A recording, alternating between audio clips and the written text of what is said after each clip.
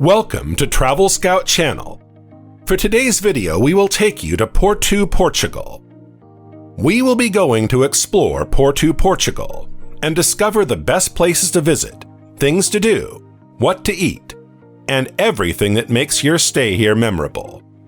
But before we start, please don't forget to like, share, subscribe, and click the notification bell for more future updates here on the TravelScout channel. This coastal city in the northwestern part of Portugal is enlivened with its rich culture and heritage. From its history of winemaking to its amazing architectural feats in the form of buildings and churches, Porto is every art lover's dream come true. Cascais da Ribeira. A little chaotic yet worthy to explore, Porto's Riverside area is a very lovely piazza where tourists and locals mingle. There are bars and restaurants around every corner, and these line the riverside walk too. You will have an ideal shot of the iconic Luís I Bridge from here, and if you duck through the arcades, there is a baffling maze of steep streets and stairways between pastel-painted houses in diversified states of repair. Luís I Bridge. Located in the metropolitan area of Porto, the iconic Luís I Bridge is a double-deck metal bridge that stands as the longest one of its kind. Crossing around 172 meters long, it connects the Portuguese cities of Porto and Vila Nova de Gaia. The bridge was designed by a student of Gustave Eiffel, and visitors may take the cable car to see the lovely views it offers. Church of Sao Francisco. The last Gothic monument in Porto is this church finished in 1425. Stroll around to the alcove to ponder the long lancet windows, and then head back to the main facade, where an ornate portal is culminated by a beautiful rose window. The interiors were adorned from the 1500s to the 1700s, and have some of the most lavish gilded woodwork you could hope to see. The old Gothic vaults, walls, and pillars are concealed by intricately carved panels representing birds, cherubs, and foliage. Palacio de Bolsa. The exterior was completed by 1850 and has a neoclassical design, while the broad-ranging interiors were decorated right up to the start of the 20th century. You have to go in to understand the richness of the sculpture, decorative carvings, plasterwork, frescoes, chandeliers, and tiles. Clérigos Church. It's an astonishing monument, with delicate carvings all the way up, and a clock so high you need to take a few steps back to be able to read it properly. This was the last section of the church to be finished, and dates to 1763, with a design motivated by the Campaniles of Tuscany.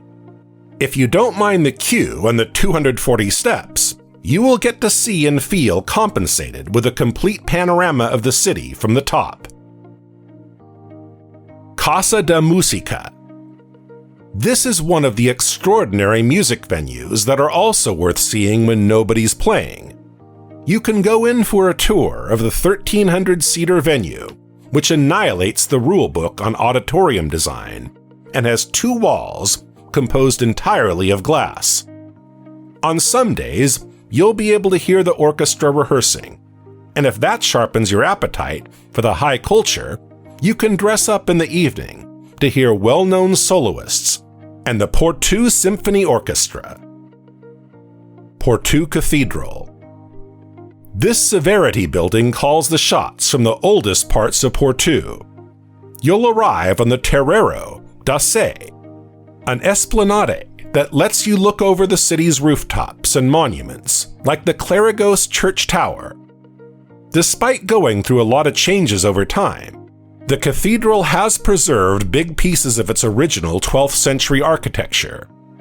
When it was built, it would have had a guarding role, as you may tell from the buttresses, arrow loops, and crenellations. Jardins do Palacio de Cristal. This was the site of Porto's Crystal Palace, which remained from 1865 to 1961, and was modeled on the monument in London. These gardens were conceived to complement that palace and were landscaped by the German Emil David. His design is still in place, and there are fountains and symbolic sculptures of the seasons. Douro River Trip. The Douro has traveled almost 900 kilometers from its source in Castile and Leon to get to the Atlantic at Porto. And most people who experience this agree that there's something special about the river. Your guide on this tour will give you some insights about the port warehouses on the south bank, the Porto landmarks that climb high on the north bank, and the numerous bridges. Upriver on the eastern limit of the city is the Maria Pia Bridge, 10 years older than the Louis I and constructed by Gustave Eiffel. Livraria Lello. The building goes back to 1906. However, the actual business is much older, and the shop is often acknowledged as one of the best in the world. The Livraria Lello has an Art Nouveau design, with numerous of nods to the Gothic in its traceries, murals, and pinnacles on the facade. Porto Wine Cellars. Porto's sister city, Gaia, has beaches and those popular port wine cellars. They're beautiful, with guided tours to teach you the history of the stuff and the determining features of each variety. Every tour has a happy ending, a port tasting. We recommend the Sandeman Cellars. Then you can also enjoy a picnic with some mouth-watering Portuguese delicacies. Sao Bento Train Station. A typical train station is a means to an end where you go as a way of getting somewhere else. And it is given or normal, for most train stations are not exactly great places to pass the time. But Sao Bento train station is different. This former abbey combines a Belle Epoque facade with an iconic interior designed with 20,000 painted tiles. Artist Jorge Calaco decorated the walls with images from the country's history, including fitting scenes of everyday life and modes of transport. Foz. Foz is more or less a mini-city within Porto. In the 19th century, it was a seaside resort where Brits and wealthy Porto residents went on holiday. Nowadays, visit it for its beaches, waterside outdoor cafes, or a stroll in the sun down the Avenida do Brasil with its view of the Atlantic. So what do you think of our video? Please comment down below, and don't forget to like, share, subscribe, and click the notification bell for more future updates here on TravelScout channel. Thank you for watching.